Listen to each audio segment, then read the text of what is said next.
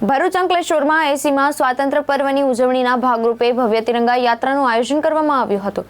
રાજ્યના જળસંપત્તિ મંત્રી ઈશ્વરસિંહ પટેલની અધ્યક્ષતામાં યોજાયેલી યાત્રામાં મોટી સંખ્યામાં નગરજનો, અધિકારીઓ અને આગેવાનો જોડાયા હતા। અંકલેશ્વરની EN જીનવાલા હાઈસ્કૂલથી ભરૂચી નાકા સુધી યોજાયેલી તિરંગા યાત્રામાં હાથમાં રાષ્ટ્રધ્વજ લઈને લોકોએ ઉત્સાહભેર ભાગ લીધો હતો। દેશભક્તિના નારાથી સમગ્ર માર્ગ ગુંજી ઉઠ્યો હતો।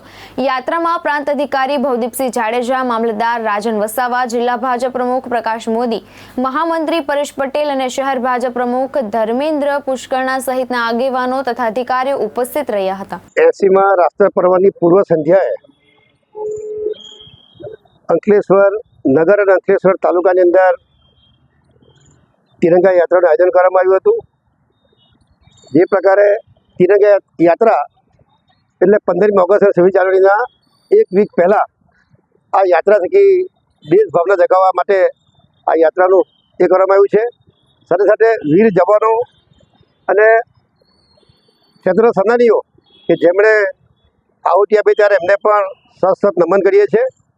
આજે અહીંયા અંકલેશ્વર શહેર અને તાલુકાની અંદર મોટી સંખ્યાની અંદર ભાઈઓ ઉપસ્થિત થઈ એક પદયાત્રા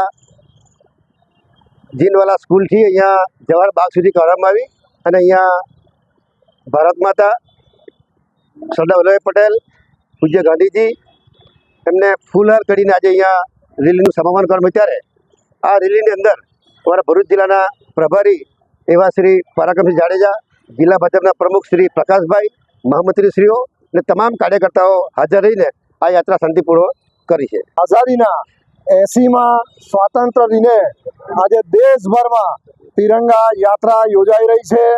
ગુજરાતમાં પણ સમગ્ર ગુજરાત તિરંગામય બન્યું છે। ભરૂચ જિલ્લામાં પણ દરેક મંડળમાં તિરંગા યાત્રાઓ નીકળી રહી છે। આજે અંકલેશ્વરના ગળખોલ મુકામેથી પણ એક બાઇક રેલી સાથે તિરંગા યાત્રાએ પ્રસ્થાન કરેલું હતું અને અહીં અંકલેશ્વર નગરમાં પણ આજે એક ભવ્ય અને યાદગાર તિરંગા યાત્રા નીકળી છે। સૌ ભારતીય જનતા પાર્ટીના આગેવાનો, કાર્યકરો અને પ્રજાજનો ખૂબ જ મોટી સંખ્યામાં આ યાત્રામાં આજે સહભાગી થયા છે। સૌને આ સ્વાતંત્ર્ય દિન નિમિત્તે ખૂબ ખૂબ શુભેચ્છાઓ પાઠવું છું। સૌને ખૂબ ખૂબ અભિનંદન। ધર્મેશ રાણા, દ્રષ્ટિકોણ ન્યૂઝ, અંકલેશ્વર, ભરૂચ।